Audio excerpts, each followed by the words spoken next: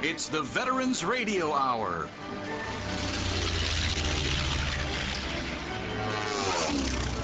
Proudly supported by McDonald's and their national salute to the U.S. military. Now, stay tuned for the Veterans Radio Hour, next on the TRN Talk Radio Network. Tango Charlie Bravo, you're a go for the Veterans Hour.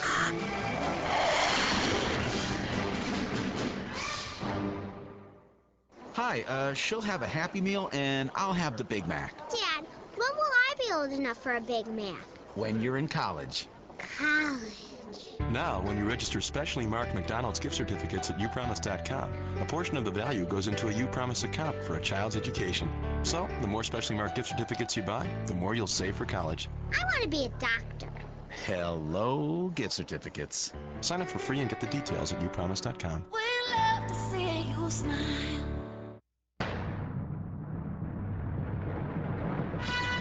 Welcome, one and all, to the Veterans Radio Hour. It's our tribute to all of those who served our great nation's armed forces, past and present, and their tremendous accounts of heroic duty and bravery.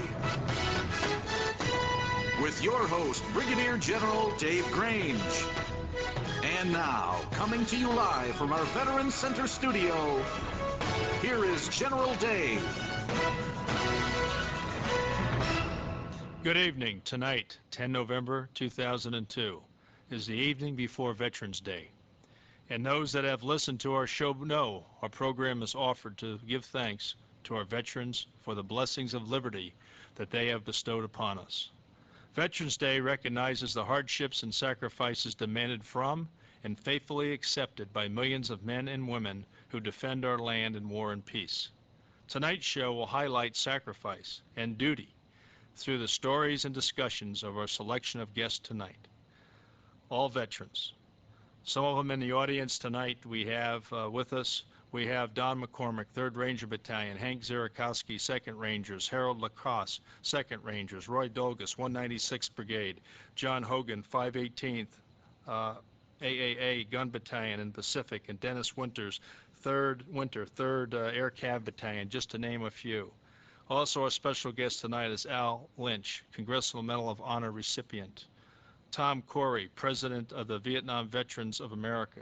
Lieutenant Colonel retired Fred Olivey, author and bomber pilot. And Robert Vaughn, author and helicopter pilot. Today is also the birthday of the United States Marine Corps, 227 years old. And we will celebrate with the Marine birthday cake in the studio here tonight. Kenny, to you. Yeah, I'm looking forward to that piece of cake, I'll tell you. Everybody, if you'd like, you can call in right now, 866-928-2329. That's a toll-free number. If you're listening to us around the world, 37 countries last week, on our internet website, veteransradiohour.com, go down to our discussion board chat room and plug on in and chat away, and we're going to move on forward now with the show. General Dave. Normally every show we dedicate each and every show to a fallen comrade, one who has served and who has been killed in action or died subsequently from their wounds. But tonight we're going to dedicate the show to all American veterans. You know, there are 25.6 million living veterans, over 25 million, 24 men and 1.5 million women. And 48 million Americans have served, 48 million have served since 1776. Around 1 million have died in combat. This year alone, our nation will bury 88,000 veterans this year alone.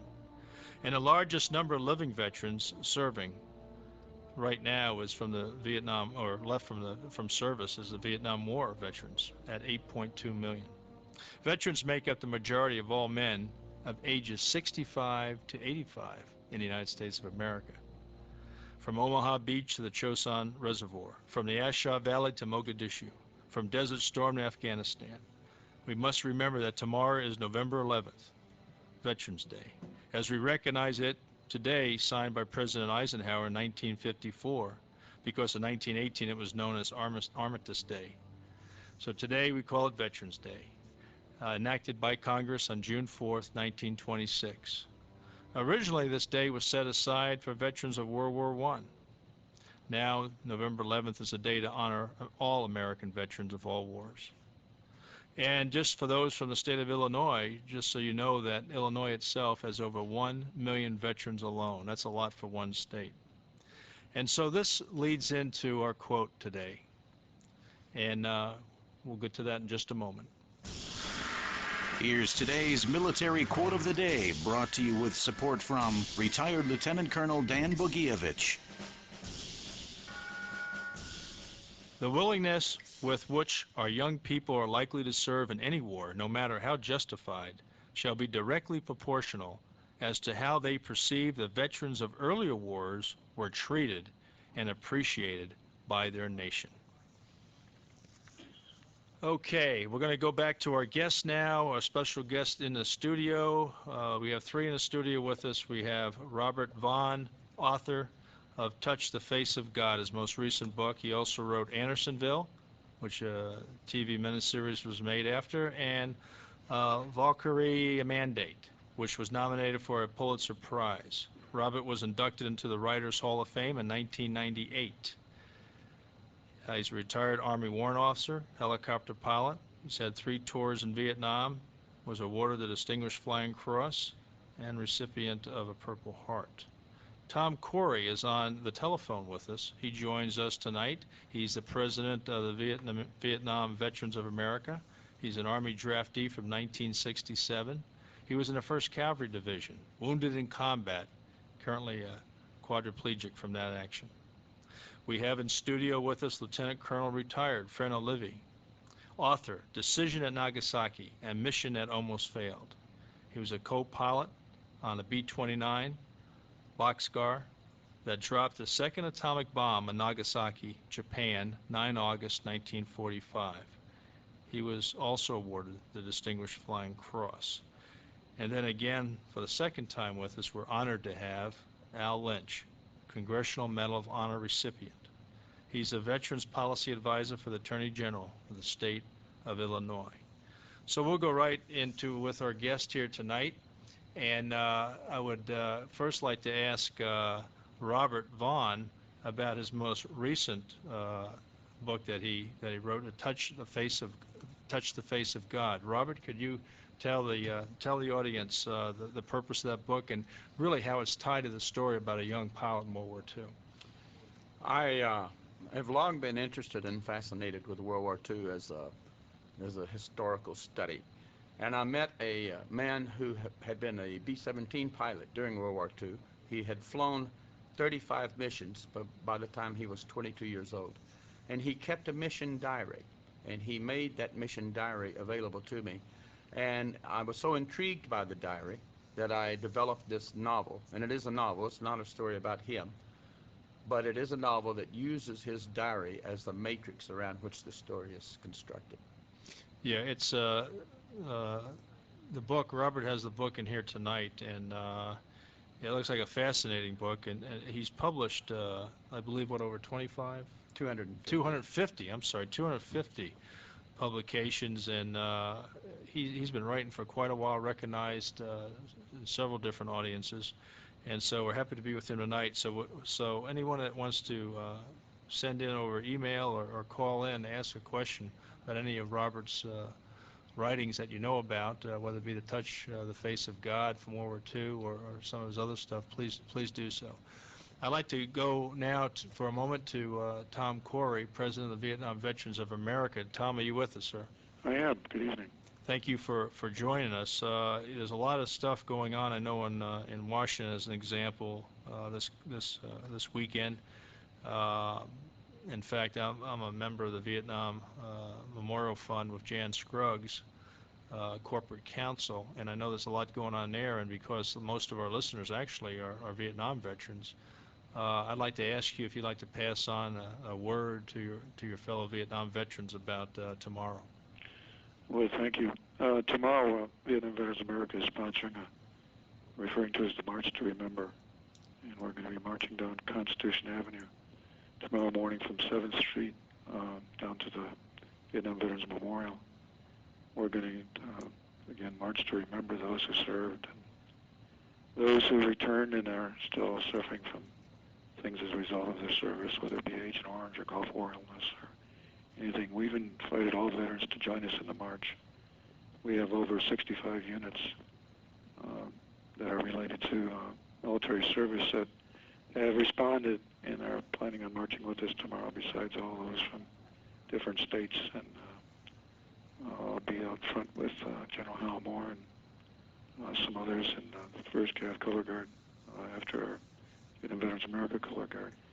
And again, we're trying to put on this march to not only recognize the service of those that are still with us today, but those that have recently passed as a result of their service, those that still remain missing, and those who are serving today, to remind them that we're here and we're going to recognize what they're doing for us today, and they won't be forgotten wherever they're going to go off to in this world.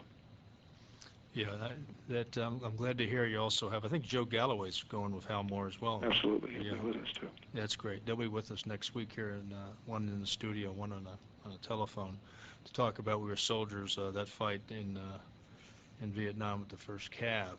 I'd like to turn now for a moment to Fred Olivier, author of Decision at Nagasaki, a mission that almost failed. Fred, why did it almost fail? Because we almost bought the farm because of the fact that things that happened on our mission. The Hiroshima mission was a perfect mission. Colonel Tibbets took off from Tinian, and he hit his target, Hiroshima, no problems. With us, it was a different story. We were snake bit, it seemed to be, because 3 or 4 different things happened that almost did us in. Like, as an example? Well, we almost ran out of gas. We almost were engulfed by the radioactive mushroom cloud that came up to our altitude of 30,000 feet. And we had a problem, almost lost the airplane landing on Okinawa because we were short of gasoline. So it was an exciting mission. Yeah. We'll come back to you. I'm sure there's some more questions for you. Fine. Al, you know, because of your combat experience and the work you've done in Illinois, and you know, we've been in a lot of different functions, same type of functions here in the state.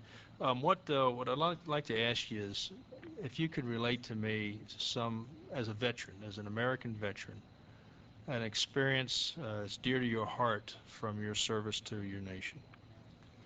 Well, the first friend I lost, Jerry Bryans, came in country with me, and he was only in country, I think, 45 days before he got hit. Actually got hit by friendly fire. Kid from New York shot him by accident. But you know, that's the guy that I remember when I think of Vietnam, when I think of all of the firefights, all of the other stuff. He was the first death that was real up close and personal to me. And he's buried over here in Warrenville, Illinois, and I go out there a couple times a year to visit his grave and to reminisce a little bit with him. Yeah, you know, most of us here at the table, and even in the audience as well, have lost dear friends, comrades of arms in different combat situations, or even in training. And so it makes Veterans Day tomorrow dear to our hearts, and it's a very important date. Very important date. I'd like to just break for a second and go to a call-in from a Jay Grilly, if he's available. If not, then we'll go back to the discussions. Is Jay Grilly on? Just a second. Okay. There's a technical glitch. Yeah. Jay? Now you gotta wait till he's red. Okay. Let me go back to Robert Vaughn on the book about the young bomber pilot. Wasn't this before this pilot was 22 years old? He had an extraordinary number of missions already under his belt. Sorry.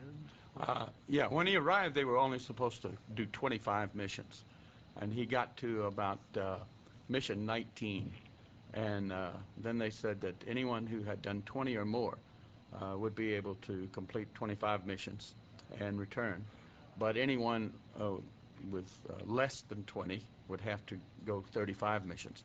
He had 19 missions, so he was bumped up to 11 more missions to complete. Yeah. Okay, now we got Jay, because I want to get some interaction here from the audience out there, the listeners. Jay, are you with us? Yeah, I'm with you. Can you hear me? We have you loud and clear. Do you have a comment or a question for one of our guests? Well, I just want to thank them for their service. Something that Steve Ambrose said, freedom isn't free. And I think we need to keep reminding people that of the sacrifices that a lot of our family members have made. I just go back to World War II in Korea. I've got two uncles. One, James E. Greeley, who served under Terry Allen in the 104th Timberwolf Division, who has since passed away, but did his duty as a S3. And James Crowley, my uncle, who was born at St. Anne's Hospital in Chicago. He survived Pork Chop Hill, one of 18 guys that came down off of that from his battalion. Those were tough guys, and they're right there from the Milwaukee, Chicago area. What about you're at Northern Virginia? Yes, sir. What is your plans in your area for Veterans Day? Well, we've got quite a few friends right now that are over in the cemetery there. We've got Bob Jakes and some other folks that I've served with here, and thinking about going over there and visiting with them and say a little prayer. Yeah, well, that's again. You've served. You have served as well, correct? Yes, sir. I served as on active duty with the 2nd Armored Division, the 82nd Airborne, in the reserves and in the Guard with the 49th Armored Division, 3 Corps, 5th Army, and with U.S. Army Europe. I was in the Despr, and also served the Big Red One from in Bosnia, and as you well know, was your RCLNO. Well, I know your Bosnia service, and I guess you were activated from reserve status for that, though, right? That's correct, sir. Yeah, just before I was ready to retire, I came back and put in a year over there, and it was a great year. We did a lot of service for the soldiers. My unique position was to take care of our reserve and guard and make sure that the orders were correct and that they were getting paid.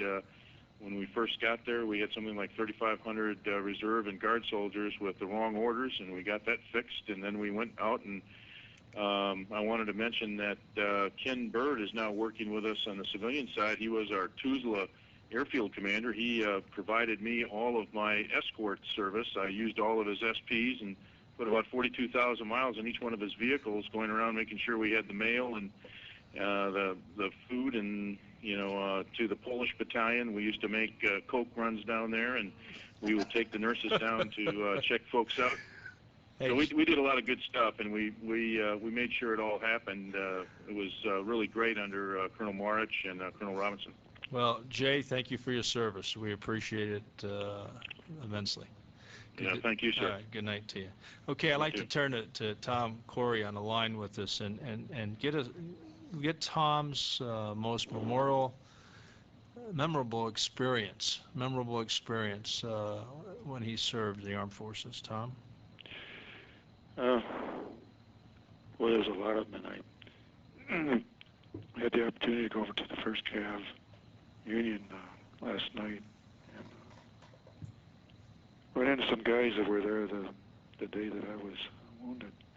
I haven't been able to find anybody to date, and these guys were very happy to see me, and one of the ones that said they put me on the stretcher on board the chopper told me that I look better today than I did then. And at the time they loaded me, I was dead, so I guess I did look a lot better. But there was so many experiences that I had in my service, and guys that I served with that were killed while we were in action in different areas in Vietnam, and I remember those guys, and I remember them when we're going to march tomorrow, and those that survived, those guys I was with last night, and the guys at the Drag Valley dinner that we had last night here in Washington, and the guys that can't join us for whatever reason because of illnesses, our past president, George Duggan. There's so many of them today that are having problems related to their service, and I guess that's what I remember most. They're still with us, and I hope that they'll be with us next Veterans Day. And again, those that are serving today and where we're marching to from on Constitution to the Vietnam Veterans Memorial to celebrate the 20th anniversary of the memorial dedication. Well, Tom, I tell you, I'm very proud to be a Vietnam veteran with you. And Thank you. so, we got guys like Lynch and other guys on this line with us that are friends of mine and guys that help us get other guys recognized for the service to their country, and hopefully we can get our country to recognize that service and take care of the things that we need, those that are ill as a result of their service and need health care from the Veterans Administration. well, I think Tom Al wants to say hello to you. How you doing, Tom? How's everything? Great. Good to hear your voice. Good to hear yours. So you're over at the reunion last night. I was. I wish I could have been there. I wish you could have too, and some other people that you and I know over the years. Okay, well, we thank you very much, Tom and Al. We're going to go to a support message now, thanking everybody, all the vets and the families and friends. We've got a nice studio audience here tonight with us for the VeteransRadioHour.com. Those of you that are online with us, we thank you too. Keep sending in those chats that are coming through for us. And again, you can call that toll-free number 866-928-2329. We've got to thank a few people tonight that have been helping to support and keep us going, like the National Vietnam Veterans Art Museum in Chicago, our good friend Richard Hackett, who is here. He's been doing a lot for us lately now. And the City of Chicago Veterans Council, what a great, unique organization, probably the best veterans group in the United States run by a city. Live in our audience, we've got some really nice people that brought us a beautiful birthday cake. A Piece of Cake is the name of the bakery out in East Dundee. It's our little birthday surprise we got coming for the Marines a little bit later. Join in, be involved with us, help continue making it all happen. This is the Veterans Radio Hour right now.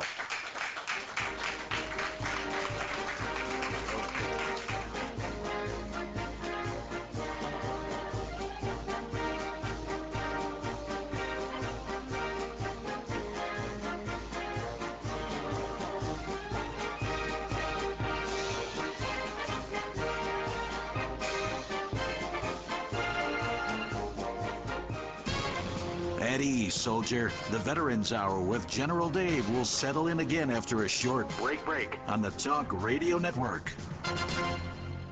The Veterans Hour now returns to full readiness on the TRN Talk Radio Network. The Veterans Hour proudly presents our military hero story of valor. Since 1863, the United States has awarded 3,456 Medals of Honor.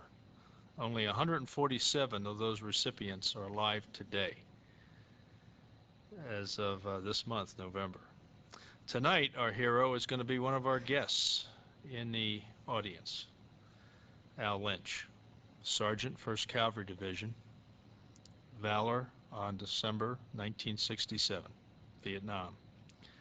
Sergeant Lynch, that time a Specialist 4, distinguished himself while serving as a radio telephone operator of Company D near the village of Mayan. His unit became heavily engaged with a numerically superior enemy force.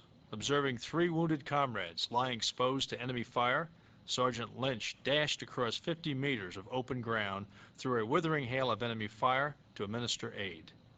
Reconnoitering a nearby trench for a covered position to protect the wounded from intense hostile fire, he killed 2 enemy soldiers at point-blank range. With the trench cleared, he unhesitantly returned to the fire-swept area 3 times to carry the wounded men to safety. When his company was forced to withdraw by the superior firepower of the enemy, Sergeant Lynch remained to aid his comrades at the risk of his life, rather than abandon them. And the Rangers should call this, never leave a fallen comrade. Although Sergeant Lynch defended his isolated position for 2 hours against the advancing enemy, using only his rifle and a grenade, he stopped them just short of his trench, killing 5. Again, disregarding his safety in the face of withering hostile fire, he crossed 70 meters of exposed terrain 5 times to carry his wounded comrades to a more secure area. Once he had assured their comfort and safety, Sergeant Lynch located the counterattacking friendly company to assist in directing the attack and evacuating the 3 casualties. His gallantry at the risk of his life is of the highest traditions of the United States Army. Wow. The Veterans Radio Hour salutes the Active Service Person of the Week, made possible through the support of Pabst Blue Ribbon Beer. As they say, PBR me, ASAP. Pabst Blue Ribbon Beer, available at your local retail outlet. Okay, tonight we're going to salute Army Private First Class J. Gregory, posted in Bagram Air Base in Afghanistan. He's a member of the 82nd Airborne Division, an 11B infantryman. Currently an M249er light machine gunner, otherwise known as a saw gunner. That's a squad automatic weapon. He's on the base quick reaction force. They defend the base against any kind of intrusions, or they move out to rescue any downed helicopter or ambush site people in harm's way. He's from Brooksville, Florida. He says, "It's not always easy over here, but we have a very tight-knit unit. We are like brothers, so we all try to keep each other's spirits up." PFC Gregory will be deployed through Christmas, and he gives his best to his 2 younger brothers and misses his mom's cooking. We salute you, hooah. Okay, now I'd like to go back to our guest, and what I would like to do is ask Fred, and Fred Olivier wrote the book A Decision in Nagasaki. The mission had almost failed. He was the co-pilot on that mission. And I would like to ask Fred to relate to us one of his most memorable experiences in service to this nation. Well, I think the most memorable experience is the fact that I was assigned to the 509th Atomic Group. That was a big surprise to me because I had gotten my wings in August of 1944, and in February of 1945 I was part of the 509th Atomic Group, the first atomic group that was put together. And to me, I was surprised that I was part of it because I didn't think I'd even see combat at that late stage of the game. But outside of that, things happened, and that's the way it went. That had to be also being a member of that group, and then of course being selected to be on that mission had to be an extraordinary event in anybody's life. Devastating.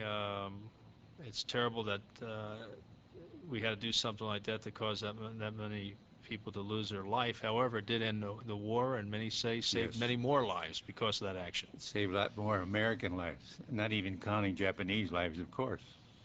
Yeah.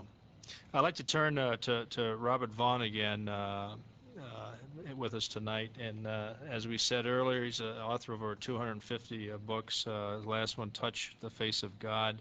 It's about a World War II pilot as well, but in a European theater.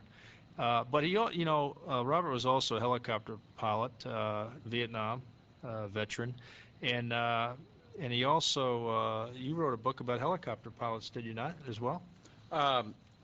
I wrote a book called Brandywine's War, which was an iconoclastic look at helicopter flying during the war. It was sort of had a lot of humor, but it was a type of humor that was in MASH, sort of black humor, as it were.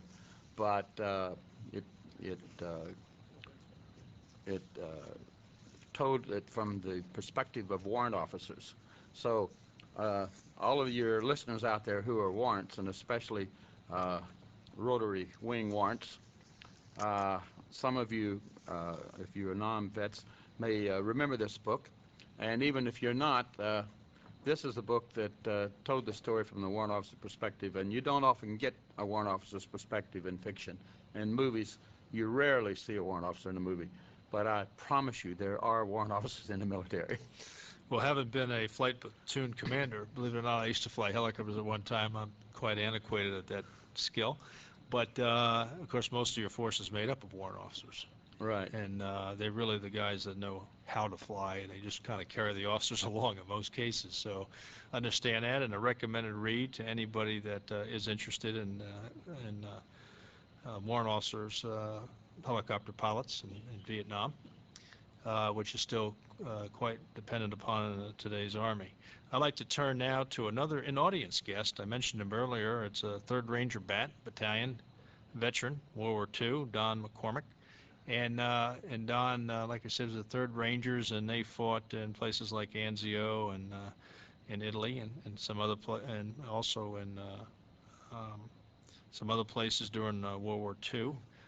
He's a Ranger comrade of mine, and Don, how are you tonight, sir? Okay, General. How are you? I'm fine. Good. And Don, if you don't mind, if you could share the evening before Veterans Day a story with our listeners about service to the United States.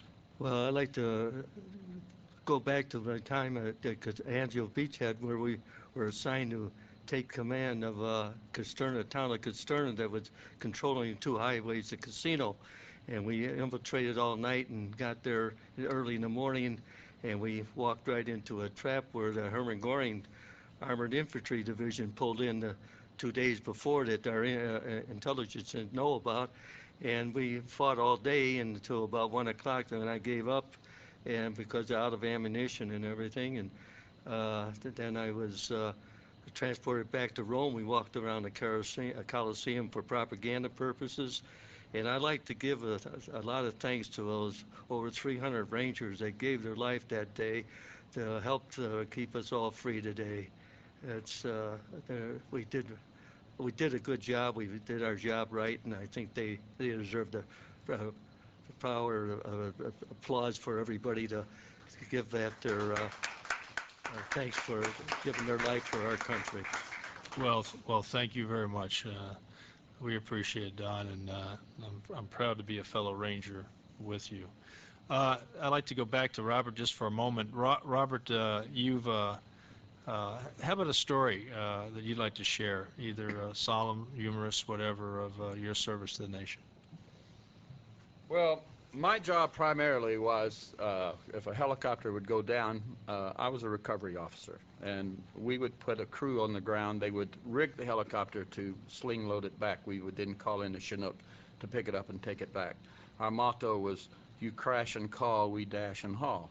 And and so one day we were rigging a helicopter, and normally you'd have a platoon of grunts on the ground to provide us with security. And a VC stood up and held his hands up and surrendered right in front of us. And the platoon leader of the grunts who were there asked if we would take him back. And we told him that we had we were not equipped to take a prisoner back. But his position there was very tenuous. We had to get the prisoner back, so finally he talked us into it. So we put him in the aircraft and asked the door gunner to keep an eye on him. We took off and we were headed back, and the door gunner said, "Chief, I don't have a handgun." So I told this W1 to give the door gunner his handgun. And so the W1 pulled the pistol out of his holster, but he couldn't reach the door gunner. So he gave it to the VC and pointed to the door gunner and said, "Give it to him." Which the VC had had enough. So he did. Well, thank goodness. Yeah, that's a good one. Okay, I'm going to go a little bit more recent times. And we have another audience guest we just noticed and pulled him up here with a tasker. And that's Harold Lacasse from the 2nd Ranger Battalion. He served there from 1980 to 83. Harold, you with us? Yes, sir, I am. Yeah. How about you? You got a story to share? I'd like to say that I was privileged to be a member of the 2nd Ranger Battalion, and asked to come up here by Henry Zawoski, who was a member of the 2nd Ranger Battalion, June 6, 1944. Something I was very privileged and honored to do, to explain our bond as Rangers. A young Ranger during the selection process gave his life trying to become a Ranger, in about 1982. We were deployed out of country. When we returned, we were informed of this young man's untimely death. I was selected as a member of his honor guard, and I was a rifleman in that honor guard. And to me, he gave his life as a ranger attempting to become one. That just simply explains the bond that we have, sir. I don't think I can explain that anymore. I've had many, many experiences over 5 years involved between all 3 Ranger battalions. I could go on all time. Well, you don't have to explain it to me. I understand it. I know your feeling, and my heart's bounded, sir. Yeah, and you got your BlackBerry on tonight. Thank you, sir. Rangers lead the way. All the way. Okay, I think now it's time. I'm anxious for that piece of cake from East Dundee, I'll tell you, but it's time for that McDonald's Veteran of the Week. This is somebody special that we just want to recognize today. And General Dave, it's all yours. Okay, well, McDonald's Veteran of the Week, and this is a great program McDonald's has to take care of the veterans that serve their organization. Owner-operator Tim Johnstone served the United States Navy from 1964 to 1970 during the Vietnam War. He was stationed in Texas, Guam, Washington, and flew bombing missions in Vietnam, most often over Da Nang, and was shot down once while flying a mission. While serving his country, he learned discipline as well as a love for aviation. To this day, he will fly any type of aircraft that he's able to borrow. The largest airplane he has flown is a twin-engine Cessna. Tim owns 11 McDonald's restaurants in Panama City areas of Florida. He went to work with his father, also McDonald's owner-operator, once he left the Navy. Okay, let's hear it for our good friend from Florida. Tim Johnstone, hooah. And now a commercial from McDonald's. Welcome, class, to Daily Economics. Today's frugal foray, the dollar menu from McDonald's. Mouth-watering myth? Well, for minuscule money, you can procure a big and tasty sandwich with hearty beef, crisp lettuce, and juicy tomato. In fact, the Tender McChicken sandwich and lots of your other favorites are also $1 each every day. Thus, at McDonald's, less moolah equals more ooh-la-la. Questions? Like, will this be on the test? Not unless you're a messy eater. Got $1? You're in luck with McDonald's dollar menu every day. Price and participation may vary. At ease, soldier. The Veterans Hour with General Dave will settle in again after a short break on the Talk Radio Network. Weigh anchor, mates. The Veterans Radio Hour now continues full speed ahead on the Talk Radio Network. Aye, aye, sir. And now, with the update on military news from around the world, here's General Dave reporting. Okay, as we said earlier, today is the 227th birthday of the United States Marine Corps. November 10th, 1775, Continental Congress passed a resolution authorizing 2 battalions of Marines. Always faithful. Semper Fidelis. Marines around the world, whether it's a Marine Expeditionary Unit or a 2-man guard post one at a U.S. Embassy, they always celebrate the Marine Corps birthday. And tonight with us, we're honored to have Diane and Roger Ahrens. And they are, and both Roger and Diane both served as Marines. Diane as a military police woman, and Roger as a drill sergeant. Roger also served 2 tours in Vietnam. Both of them met and got married later, but met at Paris Island during training. So now what we'd like to do in the audience is go ahead and celebrate the United States Marine Corps' 227th birthday by having Diane and Roger cut the cake. Go ahead, sir. Great. From Piece of Cake in East Dundee, Illinois. What great people they are to help us out here tonight. Yeah, thank you very much. We appreciate Diane and Roger, and congratulations for another birthday for the United States Marine Corps. Cake is the color of the Marine Corps. It's got the big emblem and symbol on the top. This is really a wonderful treat. Okay, I'd like to go back now to our guests. Just a reminder, in our audience with us, we have Robert Vaughn, author of Touch the Face of God and 250 other books. We have Lieutenant Colonel retired Fred Olivey, author of Decision at Nagasaki. We have Al Lynch from Illinois right here with us, a Congressional Medal of Honor recipient. And on the phone, we have Tom Corey, the president of the Vietnam Veterans of America. And what I'd like to do now is go to each of our special guests and ask them to give their message to other fellow veterans of the United States or American citizens. So first I'll go to Tom Corey. Tom, do you have a message, sir? I do, Dave, and I not only happy birthday to all the Marines, but to all those that served. I hope that all of you can feel proud this Veterans Day for the service you gave to your country, and recognizing those that serve today, and let them know that we're supporting them 100%. And no matter what happened during our time in service, we did our job that our country asked us to do, and we should be proud of that. And we hope that you can get out and get involved in a celebration in your community if you're not here in Washington to join us in this march. But we'll be remembering all of you for what you did for your country, and hopefully our country will remember us in the future. Thank you. Well, thank you, Tom, from Veterans Radio Center here in Downers Grove, Illinois, and also thank you for leading us, your fellow Vietnam veterans of America. Thank you. Okay, I want to go back to now Al Lynch. Al, your story, please, your message. Well, I think that there are two holidays that veterans should use as kind of a touchstone. The first, of course, is Veterans Day, and the second is Memorial Day. And these are days that we should really not only pause to remember our fallen comrades and be proud of our service to our country, but also should be a time when we focus again on what our country stands for, what we fought for, what our friends and our brothers died for and sisters died for, and get out and start taking care of our kids and teaching them those values, freedom, democracy, justice, citizenship, those kind of things. Thank you, Al. We appreciate it, and it's well said. It's a citizenship responsibility for every American, and that should be something that's taught in all the schools, and there's several good programs out now for veterans to help do that.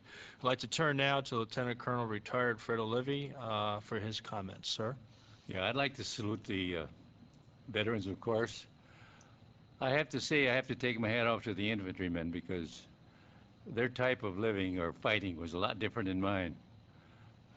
They were mixed up with the elements wherever they happen to be, and to me, anytime I go and speak somewhere, I inadvertently have met these infantrymen, and I have nothing but honor and praise for them because their type of war was a lot different than mine, and I wish the veterans the best of everything. Well, thank you, Fred. I'm sure the grunts appreciate your comments. Robert Vaughn, your closing comments, sir. I have a perspective on veterans in general, all veterans. I personally believe that the Cold War from 1949 to 1989 will be regarded in the future as World War III. And we won World War III. And Vietnam and Korea were successful campaigns of that war. But every veteran who served during that time, whether you were walking guard at 2 o'clock in the morning at Fort Riley, Kansas, or on board a destroyer in 1957 chipping paint, or flying on some Air Force airplane supporting Operation Sagebrush or Swift Strike or something like that, they were participants in helping secure victory for World War III. And so when I respect and honor veterans, I'm respecting and honoring every veteran, no matter where they served. Well, I'll tell you, that's a great point, and I agree with you. You know, my wife served for 9 years. She wasn't in a war, but she was in a Cold War. And so, you know, it counts. Okay, I want to close now with a few comments. You know, Veterans Day is an opportunity to publicly commemorate the contributions of living veterans. It is a day to review memories of past honor and extraordinary sacrifice. Our show tonight was to provide everyone we at Veterans Radio Hour were able to touch tonight. Remember the verse scrawled on the side of a sentry station by an anonymous soldier in the army of the Duke of Marlborough over 300 years ago. God and the soldier we adore, in time of danger not before. The danger over and all things righted, God is forgotten and the soldier slighted. Don't forget tomorrow morning at 11 a.m., the 11th day of the 11th month, year 2002, your Veterans Day in the United States of America.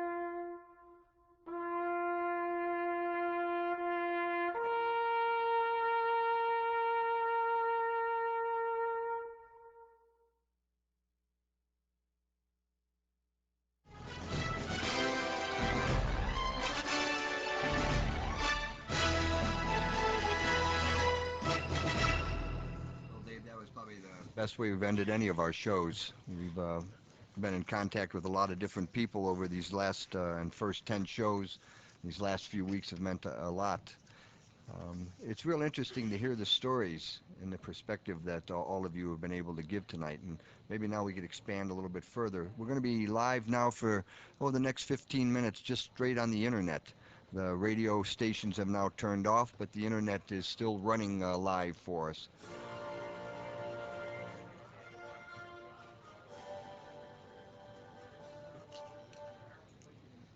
Okay, let's go back to our special guest for a minute. There's people online listening. We can see the numbers that are monitoring our audio stream. You know, we have at the table Vietnam veterans and World War II, and a World War II veteran here with us tonight. And you know, it doesn't matter what war you're in. If you fought, you're in harm's way, or you know someone's in harm's way, it's a lot of similarity. Obviously, the smell of cordite doesn't change much. Fear doesn't change much. It's there.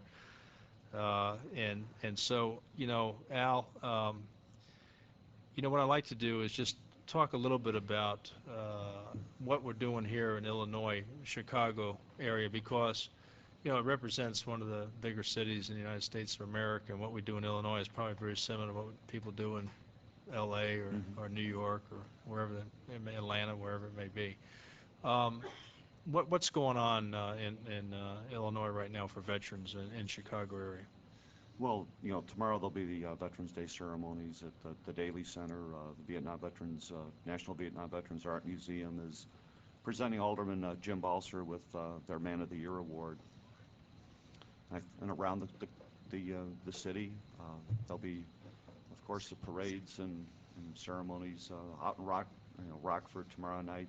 A big veterans event is going on. So, I think it's typical of of all cities as far as what. You know, it's you know, a lot of people that get a day off think it's another 3-day weekend. You know, barbecue time off and that, and not many people remember. Maybe more so since September 11th. I don't know how powerful it is today, though, but since it's been over a year. But you know, what's the meaning of why this is a recognized holiday? What is it really? What is it for? What does it mean? And it's important. And so, you know, I know a lot of other veterans groups do a couple things. Fred, Olivia, and some of the Rangers I know meet. What's the breakfast I went to at one time? Once a month or twice? Twice a month. Yeah. Every 2 weeks. Yeah, and they get together and they have breakfast and they swap stories and they talk about their buddies and family members attend. They bring in current serving military. I think the one I went to even had an ROTC cadet. They do different things. Right now, sitting also at the table with us is Hank Zirakowski, known as Zeke, 2nd Ranger Battalion. He won ashore in Normandy about what, D+5, and then fought in some of those areas. Zeke, you know, what does Veterans Day mean to you from your experiences in northern France? Well, Veterans Day to me is in thinking about the ones I served with, the ones that we left behind, and quite a few of them. And like I say, he gets me inside. Yeah. You know. So, you know, and you know, it's the same on Memorial Day. We're concerned, you know, we're honoring those that have given the ultimate sacrifice, their life for their country. And then on Veterans Day, we're honoring all those that served. And a lot of your buddies, with Fred as well, you know, you have your breakfast meetings twice a month on a Wednesday, I believe. Thursdays to get together and maintain that bond, that camaraderie from those that have served together during some really tough situations. And one time I had the opportunity to join you. It's a good feeling. It's tying the past, the present, and the future together. In fact, I happen to be the chapter president of the Midwest chapter. It's Minnesota, Wisconsin, Indiana, and Illinois. And we have groups together, you know. And we just had a reunion down in Louisiana just this last September. But I know you know some of my officers, Lomel. Right. Lomel. Yeah. Well, it's good to do that. Of course, I'm very fortunate that my dad was also in World War II as a private in southern France and Battle of Bulge, as a paratrooper. Later on, as a general officer, we were in Vietnam together, and I kind of stole some of his things he told me that went well, and tried to ignore the things that didn't go so well for him from World War II in Korea, and use those in Vietnam, and it definitely helped me out. Didn't mean I didn't make any mistakes, but definitely helped me out talking to him as I would say then as an old timer. I guess I'm a little bit of an old timer now, some of the other people in here, but he really helped me out a lot, and it's just such an honor. See, what happens is you wear a patch, or you wear a scroll, a ranger scroll or something like that as an example, like you have on your hat right here. And what you ask yourself when you're in a current serving unit, have I earned the right to wear that scroll? Have I earned the right to wear that patch? Whether it be the first cav, the big red one.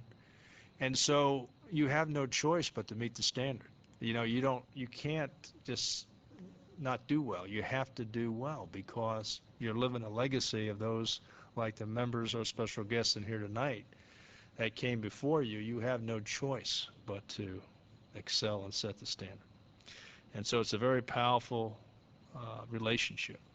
And that's why that if you're currently serving now or just finished service with the military, you got to maintain your lineage, your legacy, because it's so powerful. And one of the first new Ranger officers that I met was Colonel Tex Turner. Oh yeah, Commander Ranger Department. Right. Yeah. Great man. Great man. Yeah, we know Tex. Our family knows Tex Turner very well. Tough guy and a great Ranger. Mm-hmm. Do you ever, Robert? Do you ever have an opportunity to give some of your fellow veterans that you served with before? Or I know you write about some of them. Well, I listening to what you all were talking about, when I think of fellow veterans, I think Colonel O'Leary here is a fellow veteran. I think General Custer is a fellow veteran. There you go. It's just you alluded to it a while ago when you said you have a legacy. We're part of a continuum, and you can just reach out and touch people who can reach out and touch people. You don't have to make too many connections, really, to go all the way back. I served at Fort Rucker in 1955 with a man who had been in World War I. And he had served with people who had been in the Spanish-American War. Now, I could just reach out, it's Master Sergeant Woolley, and I could reach out and touch Sergeant Woolley, and because he had touched people in the Spanish-American War, and in the Spanish-American War, there were a lot of Civil War veterans, and you can just carry that on back, and we're all part of that continuum.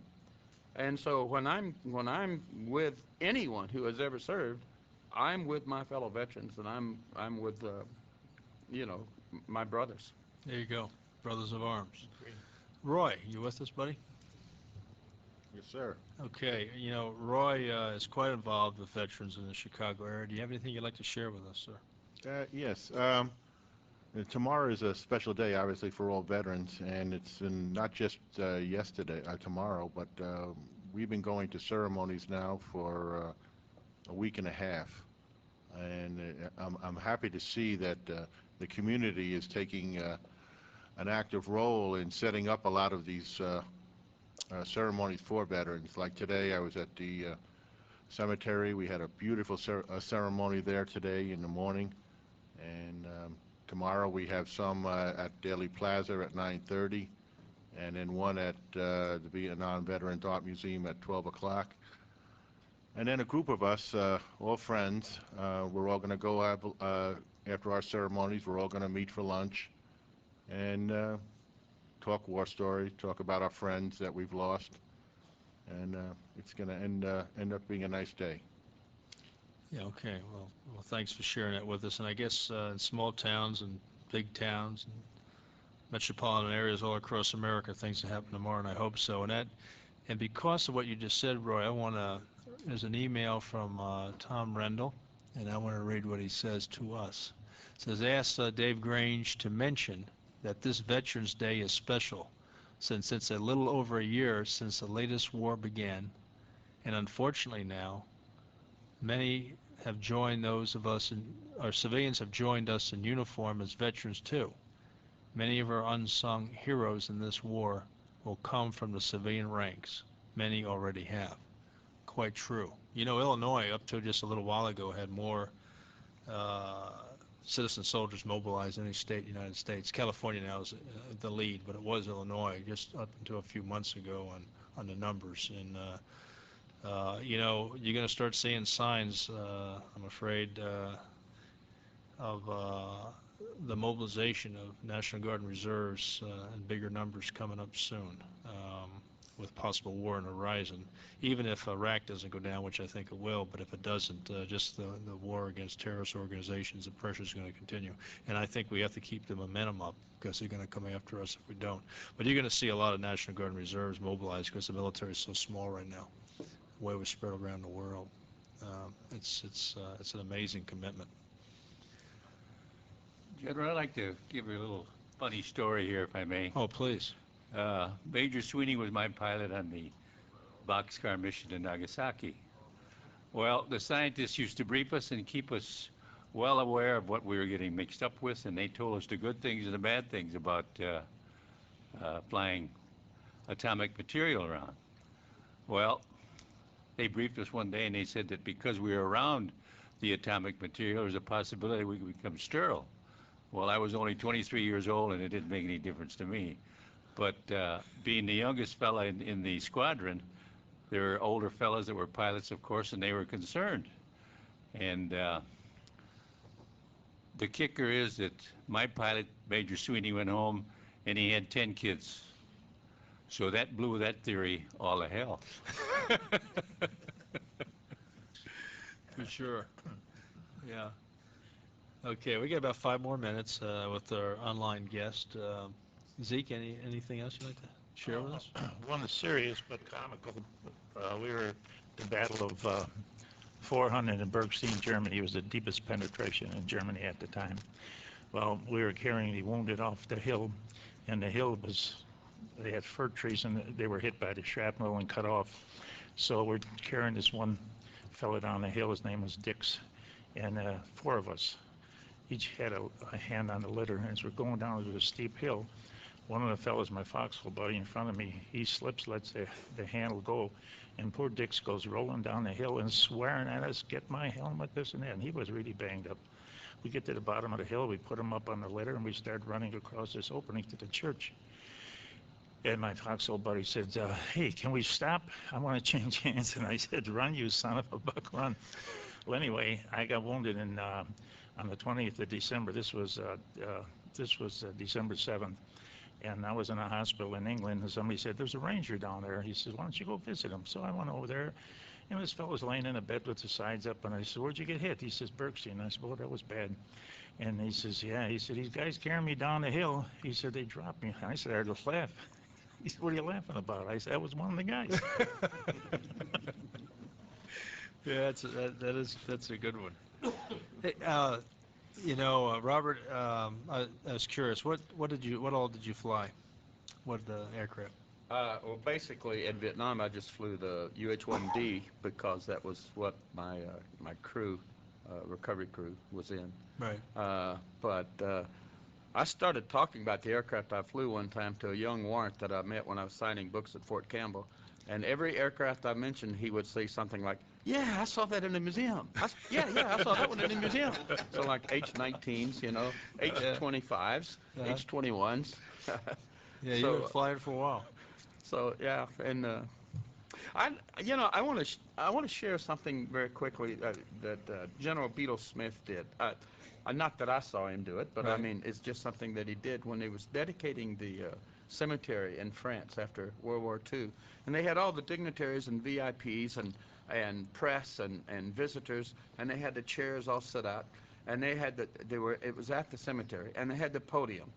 And they introduced General Beadle Smith, and he came up to the podium and he looked out at the audience and he said, if you will excuse me, I'm going to make my speech to the people who earned it. And he turned his back to the audience, and he delivered his speech to the tombstones, to the grave markers. I've always thought that was just a very classy and memorable thing to do. Absolutely. Absolutely. I Kenny? should mention there's going to be for you on the internet, and those of you lucky enough to be in the Chicago area on WGN Radio tomorrow night. About 6:30, I understand. I think 6:15 or 6:15. I'm not sure. Yeah. So we all like GN. We'll go on about 6 o'clock. And, Oh, yes, we do like GN, don't we? That's right. A lot.